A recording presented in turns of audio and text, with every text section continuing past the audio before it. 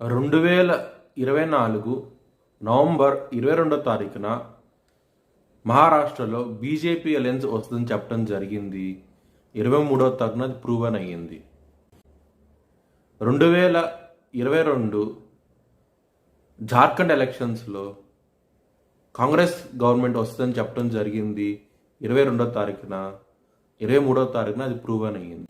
ఈ వీడియో నేను చేసి యూట్యూబ్ ఛానల్లో పెట్టాను. ఆ వీడియో కింద డిస్క్రిప్షన్లో ఇచ్చాను. ఇది నిజమా కాదా అనుకుంటే కనుక మీరు ఆ వీడియో లింక్ డిస్క్రిప్షన్లో ఇవ్వడం జరుగుతోంది. ఆ వీడియో లింక్ ఓపెన్ చేసి చూడండి. మిథున్ రాశికి అధిపతి బుధుడు. మిథున్ రాశిలో ఆరుద్ర 4 పాదాలు, పునర్వసు 1, 2, 3 పాదాలు, మృగశిర 3, 4 పాదాలు ఉంటాయి. ఈ నక్షత్రం వాళ్ళందరికీను నేను చెప్పే మాస ఫలితాలు వర్తిస్తాయి. ఈ మాసంలో లగ్నాధిపతి అయిన బుధుడు 6వ స్థానంలో ఉన్నారు. రుణరోగ శత్రుస్థానంలో ఉన్నారు.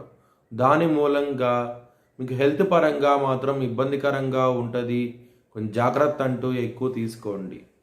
7వ స్థానం అధిపతి అయిన గురువు 12వ స్థానంలో ఉన్నారు కాబట్టి, వక్రించి ఉన్నారు కాబట్టి మ్యారేజ్ పరంగా మాత్రం ఇబ్బంది పడే అవకాశాలు ఎక్కువగా ఉన్నాయి. లాభస్థానం అధిపతి అయిన కుజుడు కర్కాట రాశిలో నీచబడ్డారు. 2వ స్థానం నీచబడ్డారు. కుటుంబ పరంగా ధనం రావాల్సి ఉంటే కనుక అవి వచ్చే అవకాశాలు చాలా తక్కువగా ఉన్నాయి. గొడవలు అయ్యే అవకాశాలు ఎక్కువగా ఉన్నాయి. సూర్యుడు 6వ స్థానం నుంచి 17వ తారీఖున 7వ స్థానానికి వస్తున్నారు.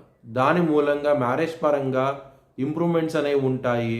మ్యారేజ్ కూడా కన్ఫర్మ్ అయ్యే అవకాశాలు ఎక్కువగా ఉన్నాయి. అష్టమంలో శుక్రుడు రాబోతున్నాడు డిసెంబర్ 2వ తారీఖు నుంచి. దాని మూలంగా మీకు కొంచెం ఇబ్బంది పడే అవకాశాలు ఎక్కువగా ఉన్నాయి.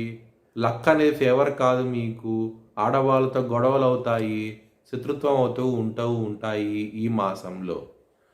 కోర్టు కేసులు ఉంటే కనుక వ్యతిరేక తీర్పు వచ్చే అవకాశాలు ఎక్కువగా ఉన్నాయి ఈ మాసంలో. 10వ స్థానంలో రాహు ఉన్నారు కాబట్టి కెరియర్ పరంగా మాత్రం మల్టిపుల్ ఆపర్చునిటీస్ వచ్చే అవకాశం ఎక్కువగా ఉన్నది.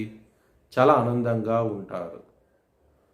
12వ స్థానంలో గురువు ఉన్నారు కాబట్టి విదేశీయానం కూడా ఉన్నది ఈ మాసంలో. చాలా ఆనందంగా ఉంటారు. లవర్స్కి మాత్రం కొంచెం ఇబ్బందికరంగా ఉంటుంది ఈ మాసం అనేది. శత్రుత్వం అంటూ ఉంటుంది కాబట్టి లవ్ ప్రపోజ్ చేయకండి. ఇబ్బంది పడే అవకాశం ఎక్కువగా ఉన్నది.